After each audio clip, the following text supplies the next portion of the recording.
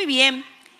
Venimos de un tiempo como iglesia muy hermoso, todos estos meses que he estado enseñando sobre la espiritualidad emocionalmente sana, ¿sí? Usted, como yo decía el domingo pasado, usted vuelva a ver las prédicas, ¿sí? Porque vamos a estar hablando en las células sobre cómo Dios está obrando en su vida a través de las enseñanzas de pasar del invierno a la primavera, en cuál estación estamos, ¿sí? Cómo hemos identificado nuestro muro. Hemos hablado de que el muro es inevitable. También hemos hablado de agrandar nuestra alma a través de las pérdidas, de la aflicción, ¿verdad? Y venimos con una serie de mensajes que tienen un sentido para que usted pueda crecer. La idea es que usted pueda ser sano emocionalmente. Estamos trabajando con las células del discipulado, la Biblia del discipulado, y estamos trabajando también, ¿sí?, en la escuela de obrero, lo que es la inteligencia emocional, lo que tiene que ver con nuestra vida, las reglas de vida, la sanidad emocional, ¿verdad? Entonces, madurez emocional, podemos tener una madurez en nuestro liderazgo, en nuestra vida, si estamos sanos emocionalmente. Ahora, si estamos enfermos emocionalmente, no vamos a poder crecer y cumplir el propósito de Dios sobre esta tierra. ¿Para qué hemos nacido? ¿Para qué estamos? Amén. Y otra de las cosas importantes que tenemos que entender para ser sanos es el concepto de éxito que tiene Dios, diferente del concepto de éxito que tiene el mundo. Éxito, triunfo, victoria. Y hoy esta prédica se trata de eso, ¿sí? Éxito, triunfo, victoria según la Biblia, ¿sí? ¿Qué es lo que dice el Señor? Porque muchas veces la iglesia de Cristo y nuestras vidas han sido impregnadas por pensamientos que no son bíblicos, que no están en la Biblia, que se oponen a la Biblia. Entonces esos pensamientos erróneos nos llevan a tener sentimientos erróneos. Y si tenemos sentimientos erróneos o pensamientos, actuamos erróneamente. ¿Bien? Entonces, ¿qué es lo que vamos a ver hoy? Una parte muy importante de lo que la Biblia habla de éxito, que nosotros en la Biblia vemos una contracultura de lo que es éxito hoy. Por ejemplo, un éxito ministerial. Por ejemplo, hoy en día hay un pensamiento, ¿verdad?, común, que una iglesia tiene éxito por la cantidad de miembros, por el tamaño del templo, ¿verdad?, por las ofrendas que se levantan, por los diezmos que se levantan, porque esa iglesia o ese ministerio tiene una plataforma en sus redes espectacular, quizás tiene un sistema de sonido y de videos y demás espectacular. Entonces, hemos medido como mide el mundo, ¿sí? La persona que tiene una cuenta bancaria más grande, la persona que tiene, en vez de un auto, tiene 2 o 3, la persona que tiene una casa cada vez más grande. Entonces, el pensamiento de éxito del mundo está basado en lo numérico, en lo más grande, que lo más grande es como el mayor éxito. Mayor dinero, mayor éxito. Más personas, más miembros, mayor éxito. Más iglesias abiertas, mayor éxito. Ahora vamos a ver qué es lo que dice Dios, qué es lo que dice la palabra de Dios. Porque si se mide solamente, escuche bien, numéricamente, vamos a errar. Vamos a errar porque Dios mide de otra manera. Amén. Dios mide la victoria, el éxito o el triunfo de otra manera. Y cuando nosotros, ¿sabe lo que pasa cuando nosotros anhelamos, verdad? Quiero pertenecer a una iglesia grande, o quiero tener una iglesia grande, o quiero tener muchos anexos. ocurre algo en el cristiano, empieza a tener una baja estima. Ay, porque mi iglesia no es como la de fulano de tal. Entonces empezamos a pensar como el éxito del mundo. Y la iglesia empieza a tener una baja estima. Yo estuve el sábado pasado en una reunión de pastores de un consejo pastoral que estamos perteneciendo como Iglesia Visión Apostólica. Nos hemos añadido a un consejo pastoral y ahí se hablaba de los pastores que tienen una iglesia pequeña. Quizás es un pastor de la montaña, que vive en la montaña, que tiene una iglesia chiquita, van pocos miembros. Y esos pastores no se sienten importantes porque no se sienten valorados por los otros. Y eso es injusto delante de Dios. Porque Dios mira el corazón, mira el propósito. Amén. Entonces, imagínense ese pastor que está en la montaña, ¿verdad? Que se esfuerza por tener su iglesia en la montaña. Que busca, que él está en la perfecta voluntad de Dios ahí en la montaña siendo pastor.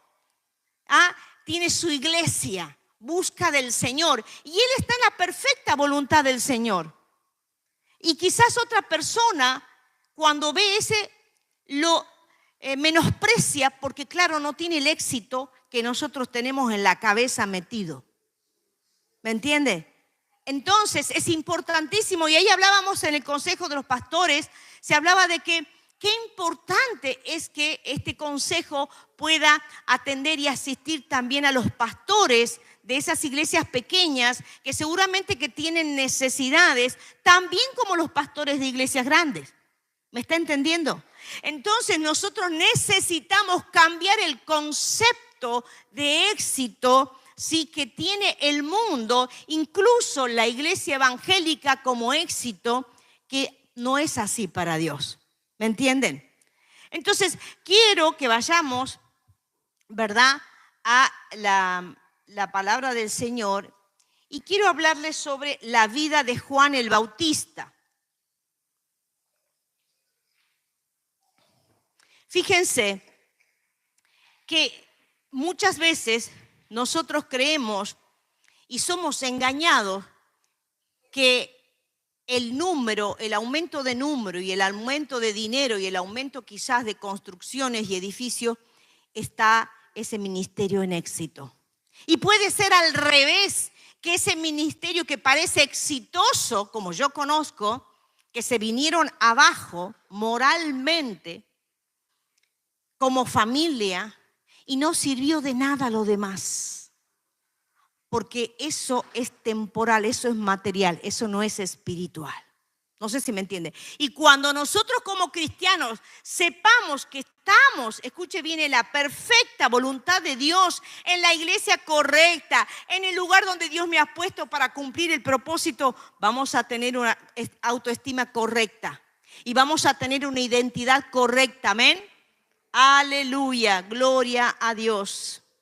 Entonces, según Dios, cuando nosotros nos convertimos en la persona que Él nos ha llamado a ser y hacer lo que Él quiere, estamos en éxito.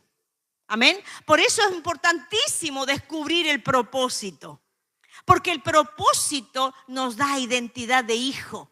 ¿Me entiende? Entonces, cuando yo sé mi propósito, yo empiezo a tener una estima correcta delante de Dios.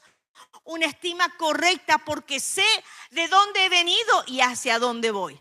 Amén. Gloria a Dios. Entonces necesitamos nosotros, y quiero que vayamos, ¿sí?, vamos a ir a Evangelio de Juan, capítulo 15, verso 1 y 2, que es un texto muy conocido. Yo soy la vid verdadera y mi Padre es el labrador. Todo pámpano que en mí no lleva fruto, lo quitará. Pámpano es una rama de la vid. Y todo aquel que lleva fruto, lo limpiará para que lleve más fruto.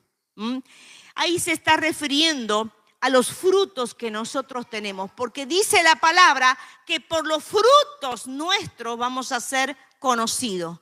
Y los frutos tienen que ver con lo espiritual, con lo sembrado, con lo emocional, con lo que nosotros vamos construyendo a lo largo de nuestra vida. Y quiero que vayamos a ver la vida de Juan el Bautista, ¿sí? Y vamos a Mateo, por favor, 11, verso 11. Dice así la palabra del Señor en la versión NTV. Les digo la verdad, de todos los que han vivido, nadie es superior a Juan el Bautista. ¡Guau! ¿Sí? Entonces, ¿qué pasaba con Juan? Lo que conocemos la historia, ¿sí? Él anunciaba el camino del Señor. Juan el Bautista fue hijo de Zacarías. Y Zacarías era un hombre, ¿verdad?, formado, era un hombre culto, era un hombre que tenía cierta posición. Y seguramente que la gente y de su alrededor pensaban que su hijo iba a seguir los pasos de su papá. Es decir, un erudito, un conocedor de la palabra. Y no fue así. Juan se fue al desierto. Sí, él se fue al desierto. Lo describe la Biblia que vestía ropas con pieles de camello, comía langosta. Bueno, tantas cosas que aparentemente era un fanático. Algunos historiadores, el historiador Flavio Josefo, contemporáneo a Jesucristo, él relata, ¿sí?, que Juan en los lugares del desierto posiblemente él haya pertenecido a una secta de Qumran, donde se encontraron luego los rollos de Qumran, en donde era una secta monástica que creían en la venida del Mesías. Entonces, este historiador cuenta que miles y miles se trasladaban al desierto para escuchar el mensaje de Juan. Juan sabía quién era y Juan no le importaba que pensaran cualquier cosa de él. Él no estaba supeditado al pensamiento de los poderosos, de los sacerdotes, del Sanedrín, sino que él había caminado antes en el desierto y él ha tomado y él ha bebido del estar con Dios. Podríamos hablar que el desierto de Juan podría ser nuestro invierno. Cuando nosotros estamos en el invierno, en nuestra etapa, en nuestra estación, y Dios trabaja con nosotros en el estar con Él. Amén. Por eso hemos hablado también en este tiempo, el domingo pasado, del Shabbat y del oficio diario, de la espiritualidad contemplativa, del estar en silencio, del no hacer nada. ¿Pudo practicar? ¿Pudo practicar en no hacer nada? Sin celular, sin música, sino de estar con el Señor. Entonces, Juan el Bautista, él se alimentó del estar con el Señor hasta que él empieza su ministerio de anunciar la venida de Jesucristo. Amén. Entonces ahí vemos un Juan que aparentemente no tenía éxito, porque el éxito de la época era ser del Sanedrín, ser de todo lo que tenía que ver con el sacerdocio rabínico de la época. Entonces tenemos un Juan el Bautista que, por así decirlo, no aparentemente tenía éxito ni triunfo, incluso cómo estaba vestido, incluso cuando él denunció el pecado, ¿verdad?, de los gobernantes, la gente lo criticó. ¿Cómo se atreve a decirle a los fariseos, ¿sí?, que eran víboras, que eran cuevas de víboras, que se tenían que arrepentir los sacerdotes? Entonces, el estar con Dios en la vida de Juan, ¿verdad?, fue que le dio valentía, le dio denuedo. Él no tenía temor de lo que le pudiera pasar, porque él sabía que él estaba cumpliendo la voluntad de Dios. ¿Me está entendiendo? Aleluya, gloria a Dios. Santo, santo, santo. Entonces, qué importante la actitud de Juan, ¿sí? En esa época los líderes religiosos tenían una educación avanzada. Juan no. Los líderes religiosos tenían riqueza y posición. Juan no la tenía. Los líderes religiosos eran poderosos ante los ojos del mundo. Juan no. ¿Sí? Pero para Juan ninguna de estas cosas era importante. Lo que consideraba el mundo importante, para Juan no lo era. Amén. Aleluya. Entonces, a él tampoco no le importaba que su prédica ofendiera a algunos poderosos. No sé si me entiende. Entonces, cuando nosotros entendemos y empezamos a ver la vida de Juan, vamos a ver, cuando leemos la Biblia, vemos la vida de los profetas, de los héroes de la Biblia. El éxito es muy diferente al que consideramos hoy en día. ¿Me está entendiendo? Aleluya, gloria a Dios. Pero ¿qué pasaba con Juan? El estar con Dios hizo que Juan pudiera entender cuál era su identidad. Él reconocía que él no era el Mesías, que él estaba preparando el camino, ¿sí?, para la venida de Jesús. Él tenía muy clara su identidad, su propósito y lo que él tenía que hacer para preparar el camino. Eso hace el estar con Dios. Cuando nosotros buscamos estar con Dios, el Señor se revela. Amén. Aleluya. Por eso tenemos que practicar. Gloria a Dios. Aleluya. Bendito sea el nombre de Jesús. Juan el Bautista hoy no sería considerado un hombre de éxito por los parámetros y las medidas actuales de un ministerio exitoso. No sé si me está entendiendo. ¿Cómo terminó Juan? ¿Qué pasó con Juan? Lo decapitaron, le cortaron la cabeza. Pero Juan, ¿qué dice Jesús? Que no hay otro, ¿sí?, persona más importante sobre la tierra que Juan el Bautista. ¡Wow! ¡Qué privilegio! ¿Sí? Que Jesús dijera eso de él. Aleluya. Y si vamos a ver cómo murieron los apóstoles, tenemos a Pedro, que fue crucificado boca abajo. A Andrés, hermano de Pedro, crucificado en una forma de X. Santiago, el mayor, hijo de Zebedeo, fue decapitado por orden de Herodes Agripa. Juan es el único apóstol que no sufrió, sino que tuvo una muerte natural. Luego tenemos a Felipe, que fue crucificado y apedreado. Luego tenemos a Natanael, que fue degollado vivo y decapitado. Tomás fue apuñalado con lanzas por los soldados. Mateo fue apuñalado, quemado y decapitado. Santiago el menor fue arrojado desde el pináculo del templo y luego apedreado. Tadeo, ¿sí? Judas Tadeo, no es el Judas Iscariote, fue golpeado con mazos y decapitado. Simón el celote fue aserrado y crucificado. ¡Wow! ¡Qué tremendo! Yo cuando leo esto me estremece el alma, porque a veces nosotros en nuestra cristiandad, que vivimos en un mundo tan cómodo, tan calentitos ahora en invierno, con la estufa, nos bañamos, tenemos todas las comodidades.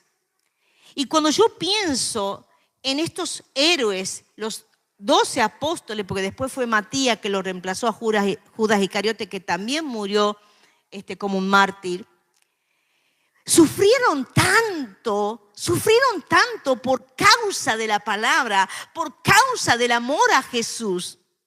Pero ¿cuál es su gloria? Que están las 12 puertas, tienen el nombre de estos 12 apóstoles y lo dice, sí, en el libro de Apocalipsis, en la Nueva Jerusalén. ¡Qué honra cuando vayamos al cielo y nos encontremos con ello! Es algo extraordinario que rompe, escuche bien, los patrones de éxito y de victoria que nosotros tenemos. Que el Señor nos revele en nuestras vidas, porque a veces estamos corriendo detrás de esos parámetros del mundo que se metieron en la iglesia. Amén. Aleluya, gloria a Dios. Entonces, muchas iglesias se alejaron del modelo de la iglesia primitiva. La iglesia primitiva, sí, se reunía por las casas, había un discipulado, porque Jesús formó discípulos. Los discípulos no son nuestros, son de Jesús. Amén. Nosotros formamos discípulos de Jesucristo que amen y sigan a Jesús. ¿Sí? Entonces, hay muchas cosas que nosotros hemos de alguna manera tomado de este sistema globalista, ¿verdad? Y se han introducido en la iglesia. Que el Señor nos ayude en este tiempo, amada iglesia, a poder tener la revelación de lo que es bíblico, de lo que es la cosmovisión bíblica y no lo que es la visión del mundo. ¿Me está entendiendo? Eso es importantísimo nosotros como cristianos, como hijos de Dios, que podamos tener esa revelación de las cosas que hemos ido perdiendo, ¿sí? Los principios bíblicos que hemos ido perdiendo, las concepciones de éxito, de triunfo, ¿verdad? Que no son las que la Biblia habla. Que el Señor nos ayude, amén. Aleluya, gloria a Dios. Entonces, tenemos que entender que cuando nosotros vamos a hablar de un éxito, por así decirlo, en nuestra vida ministerial, ¿verdad? Cuando nosotros tengamos una vida interior saludable, que venimos hablando de la espiritualidad emocionalmente sana, ¿sí? Cuando tencio el descanso y los límites, ¿sí? Hemos hablado mucho este tiempo de poder descansar, de poder dormir bien, alimentarse bien, cuidar el cuerpo, ¿bien? Y renunciar a la cultura del activismo. Porque a veces nosotros creemos que tantas actividades de la iglesia, ¿sí? Tantas actividades, eso me hace a mí mejor cristiano. Eso, mi actividad para la iglesia me hace mejor cristiano como hijo de Dios. Y no es así. ¿Dónde yo voy a encontrar, sí, esa eterna fuente de vida en la presencia, en el estar con el Señor? Y mi estar con el Señor va a permitir que mi hacer para el Señor, ¿sí?, todos lo noten. Que no esté en estrés, que no esté en angustia, que no esté en ansiedad por hacer las cosas para Dios. ¿Me está entendiendo? Esto no es fácil. No es fácil para ninguno de nosotros porque vivimos en una vorágine con muchísimas responsabilidades. Pero como yo decía el domingo anterior, si no paramos, no vamos a estar en condiciones, escuche bien, cuando la iglesia de Cristo sea perseguida. No vamos a estar en condiciones espirituales. ¿Por qué? Porque nuestro depósito emocional de la presencia de Dios va a estar vacío. ¿Me entiende? Que el Señor nos ayude. Aleluya. Gloria a Dios. Entonces no podemos tener una vida superficial espiritualmente y emocionalmente hablando. Amén. Tenemos que saber poner límites, ¿sí? Y uno de los logros mayores, escuche bien, los logros, el éxito, la victoria mayor es amar más a Dios. Repita conmigo, amar más a Dios, parecernos a Él. Ese es el mayor éxito, porque cuando yo me parezco a Él, voy a amar más al otro, voy a amar más a los que me rodean, voy a tratar bien a los que me rodean, porque el amor de Dios está en mí. Amén. Entonces, en eso me tengo que gloriar. Ese va a ser mi éxito, ese va a ser mi victoria, el amar más a Dios y el amar más a los otros. Amén. Aleluya. Gloria a Dios. Parecernos más al Señor. Y yo quiero dar testimonio de lo que pasó el 9 de julio, sí, ahí en el barrio de Lomas de Tafí. Fue un día histórico. ¿Por qué fue un día histórico?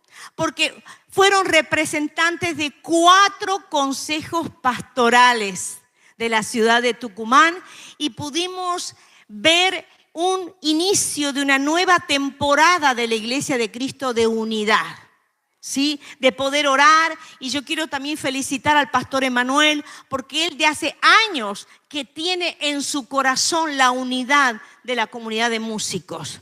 Y había uno de los grupos que primero cantó, había de varias iglesias los músicos. Qué hermoso, qué precioso poder celebrar la unidad, ¿sí? De distintas iglesias, de distintas denominaciones. Aleluya. Pero ¿saben una cosa? Hay un problema que causa la división y la desunión, que los pastores los hablan. Cuando alguien se va de la iglesia. Imagínense en Tucumán. Cuando se va de la iglesia a la otra iglesia, ¿qué hacen? Los pastores se enteran. Entonces los pastores se sienten traicionados, hay dolor, la gente de las células se siente mal. Pero ¿saben una cosa? Nosotros como iglesia tenemos que hacer una autoevaluación. ¿Por qué? Porque nos faltó amor. Porque aquel que se iba, un poco que no lo tirábamos al infierno. ¿Me está entendiendo? Y son hermanos que vamos a estar en la eternidad adorándolo al Padre. Entonces, cuando alguien se va, entonces ya se rompió el vínculo, entonces ya es como una muerte, entonces ya no lo puedo saludar, no puedo hablar bien de esa persona, porque bueno, se fue a otra iglesia. Entonces, la iglesia de Cristo está siendo perseguida por la misma iglesia. Anótelo. Estamos teniendo una iglesia que se persigue a sí misma. En vez de estar unidos en contra de Satanás, en contra del diablo. Estamos en un esquema y ese es el dolor. Por eso, en las reuniones que yo estoy yendo de los pastores, se está hablando mucho del perdón. Se está hablando mucho de la restauración y perdonarlo al hermano. ¿Sí? Te ha hecho daño, has invertido tiempo, has invertido dinero, has invertido tiempo emocional, quizás has descuidado tu familia, tus hijos, por ese discípulo que se fue. Pero el Señor, ¿tú crees que el Señor no ha visto todo lo que has trabajado? ¡Claro que sí! Por supuesto. Y lo hicimos para Dios, no para el hombre. Amén. Cuando servimos, cuando predicamos el evangelio, cuando damos un consejo, lo hacemos todo para el Señor. Amén. Aleluya. Los discípulos no son nuestros, son de Jesucristo. Amén. Gloria a Dios. Entonces, en este tiempo, ¿sí? Estamos entendiendo lo que nos ha pasado como iglesia. Amén. Necesitamos ir en contra de la corriente de este mundo, de lo que el mundo dice que es éxito, que es contrario a lo que dice la palabra del Señor. Y quiero contarles también que nosotros como iglesia estamos trabajando y estamos impulsando un movimiento que se llama El Mundo Necesita un Padre. Es un movimiento que estamos capacitando a hombres y líderes de acá de Visión Apostólica. ¿Para qué? Para que estos hombres puedan salir a hablar de hombría y de paternidad.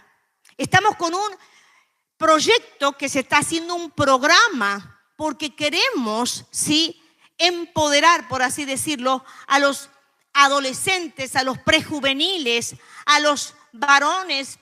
Tenemos la vida de David en la Biblia. Se estima que cuando David mató a Goliat, tenía aproximadamente 17 años. A ver, levante la mano quien tiene 17 años acá. 16, 17, a ver, 15, 16, levante. Escuche bien, pero antes mató al oso y mató al león. ¿Se preparó o no? Claro que se preparó. No tenía 30 años David, sino que tenía 17 aproximadamente. Entonces queremos preparar una generación, escuche bien, de hombres valientes para el tiempo del fin. Y necesitamos la ayuda de las esposas y de las mujeres. Amén. Gloria a Dios. ¿Sí? Porque estamos en una cultura woke, que los hombres se han vuelto afeminados. Perdón, ¿no? Claro.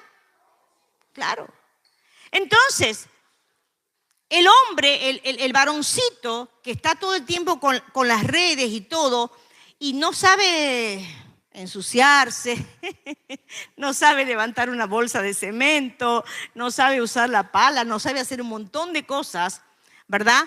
Porque con la cultura woke se trata de que no haya diferencia entre el varón y la mujer, cosa que es imposible biológicamente hablando.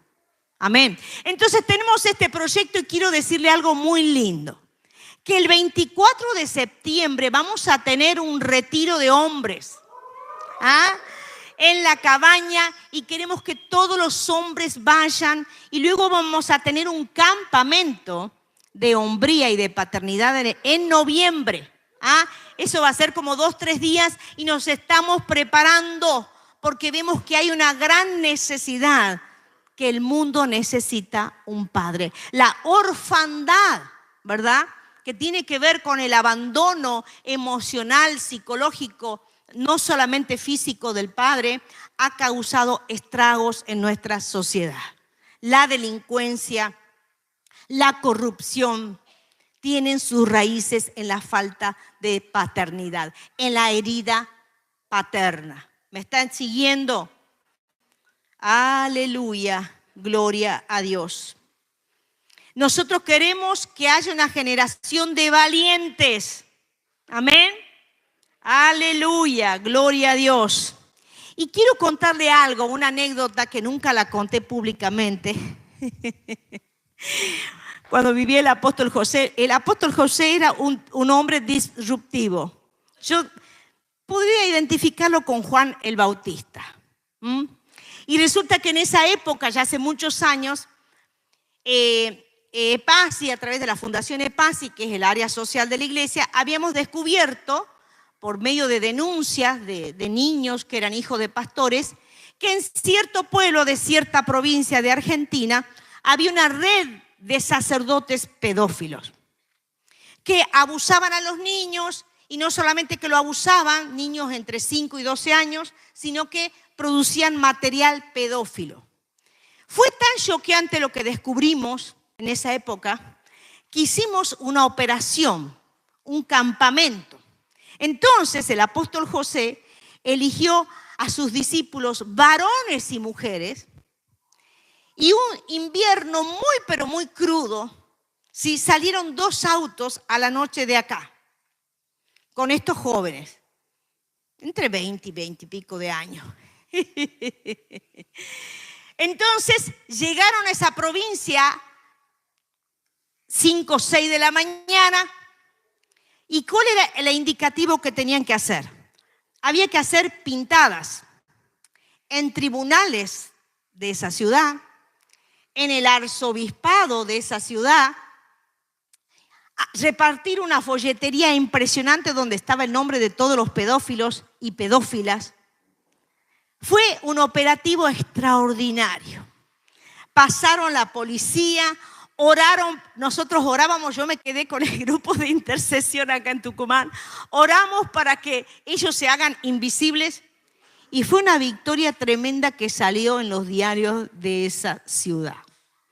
Yo analizaba estos jóvenes, creo que el más jovencito que fue tenía 17 años, un varón. Yo analizaba la valentía. El apóstol José le dijo, ¿quién se suma? Yo. No tuvieron miedo, fueron kamikazes, no tenían problema, no tenían miedo. ¿Por qué? Porque sabían que era una causa justa. Sabían de que había niños que estaban siendo abusados, que estaban siendo filmados, que estaban siendo pervertidos, y fue una causa justa. Fue increíble porque, escúcheme, estaba la policía, me contaron relatos, mientras hacían la pintada en tribunales, y las policías no lo veían. Fue algo sobrenatural, ¿no? Y yo celebro la vida del apóstol José porque yo me acuerdo que había un sentido de valentía, un sentido de disrupción. Vamos a hacer esto porque nadie está denunciando en esta ciudad a estos perversos pedófilos, ¿no? Entonces yo analizaba y digo, ¿qué pasaría si yo hoy digo, bueno, a ver, Sofía, a ver quién más, a ver, acá, allá los chicos sonidistas, si yo le digo, vamos a hacer, ahí está, Nahuela, Andrés, Facu, ¿se sumarían? Claro, porque tienen que ser valientes, porque saben una cosa, el tiempo del fin se acerca. Y estamos, ¿verdad?, con varoncitos, perdón la palabra, afeminados, que no se quieren dañar las manos. Entonces necesitamos entender la hombría y la paternidad. Amén. Diga amén. Alabanza. Entonces nosotros tenemos que entender en los tiempos que estamos. En los tiempos que estamos. Y una de las cosas que vamos a hacer en el campamento de noviembre, va a haber mucha parte de ¿cómo se dice? Van a subir van a ir a subir a los árboles, a las montañas. Aleluya, gloria a Dios. Santo, santo es el Señor, aleluya. Estamos viviendo tiempos críticos porque los días son malos. 16, ya vamos a la recta final. Voy a pedir a Patricio que esté pasando.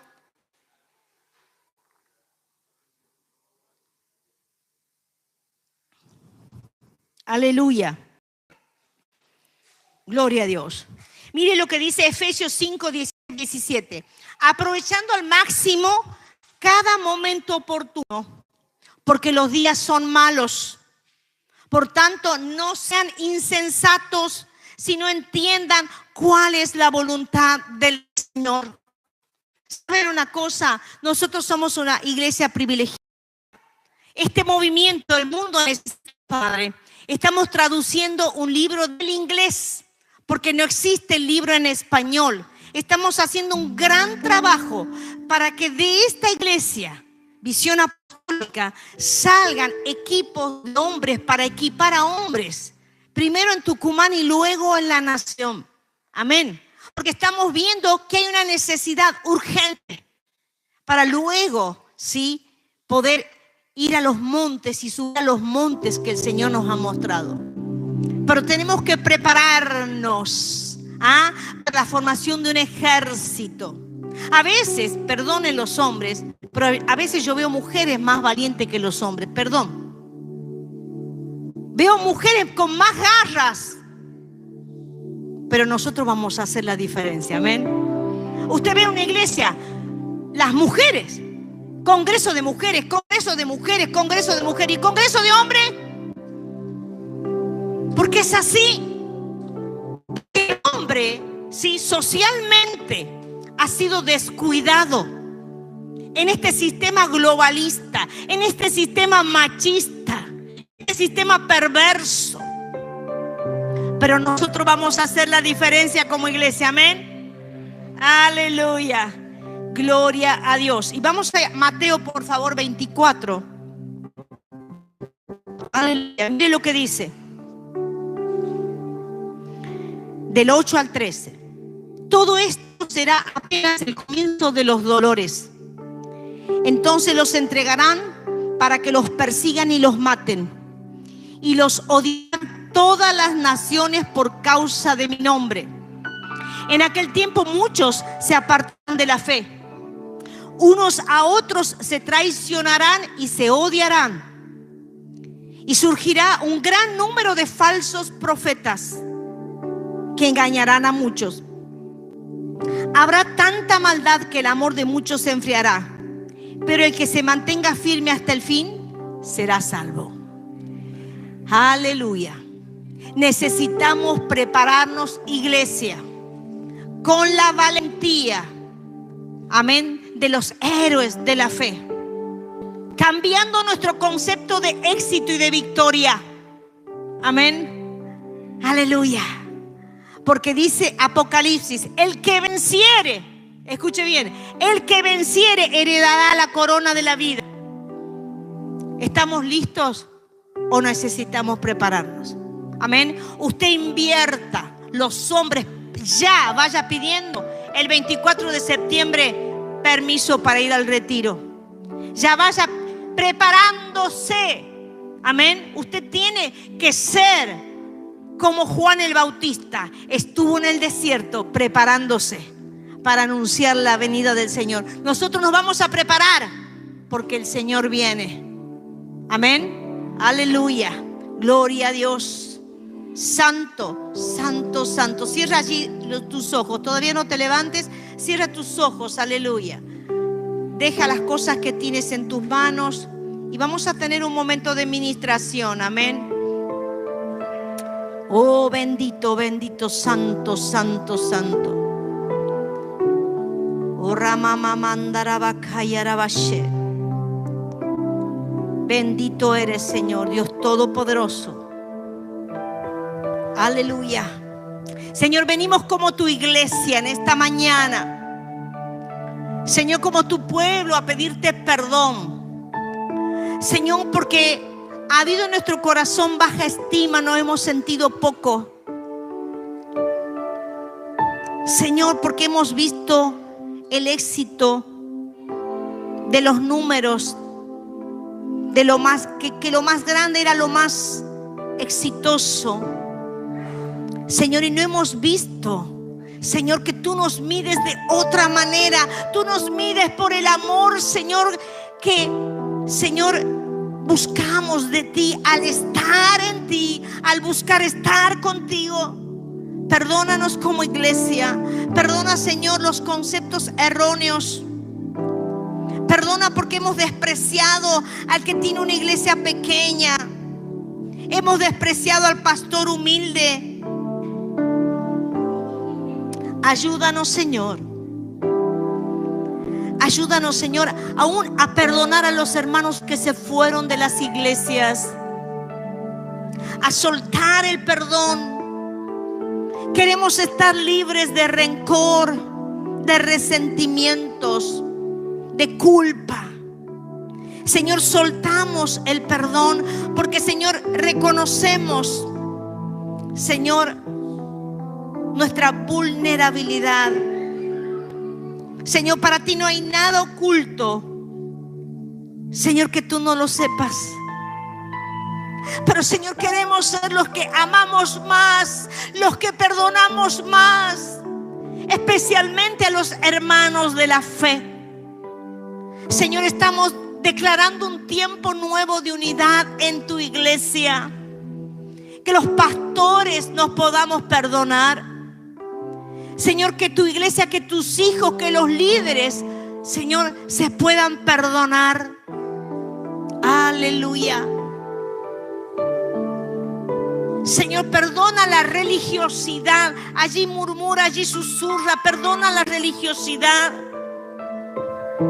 la falta de perdón. el no mirar con tus ojos, porque tú miras a la iglesia de una manera completa, como una unidad. Perdónanos, Señor. Perdónanos, Señor, porque hubo envidia, comparación, competencia en nuestro corazón. Renunciamos al pecado, nos arrepentimos como iglesia. Señor, queremos ser una iglesia conocida por la unidad. Señor, como dice Juan, que seamos uno, Padre. Señor, tú estás trabajando en nuestros corazones. Señor, y perdónanos por la liviandad. Perdónanos, Señor, por no haber entendido, Señor, la orfandad en los varones. Señor, levanta la hombría. Señor, restaura la paternidad. Señor, y quita la orfandad en medio nuestro. Señor, y te damos gracias por el movimiento. El mundo necesita un padre. Gracias por estos varones que se están preparando. Gracias por las esposas que los apoyan. Señor, dejamos nuestras vidas delante de ti, Padre. Queremos aprender de ti, que tú eras manso y humilde. Queremos también ser esa iglesia del último tiempo, Señor, valiente, que no se avergüenza, que no le importa lo que dicen los demás. Señor, que avanza contra viento y contra marea. Ayúdanos, Señor. Perdona la cobardía y danos de nuevo, danos coraje. Señor, aleluya, aleluya. Que nuestra medida con que nos medimos sea el amor tuyo que hay en nosotros y el amor que tenemos para dar, para perdonar. En el nombre de Jesucristo. Amén. Amén y amén. Aleluya. Gloria a Dios. Aleluya. Aplaude al Rey. Aplaude al Rey. Aleluya. Gracias, Señor. Aleluya. Aleluya. Gracias, Señor. Gracias, papá. Gracias, papá. Aplaude al Rey. Aleluya. Aplaude al Rey. Gracias, Señor. Gracias, Señor. Aplaude al Rey. A ver, ministro de alabanza, esté terminando acá. Aleluya. Ese aplauso es para Él. Tiempo nuevo. Tiempo nuevo. Tiempo de unidad. Tiempo de soltar el perdón y ser lleno del amor del Padre. Aleluya. Aleluya. Gracias, papito querido.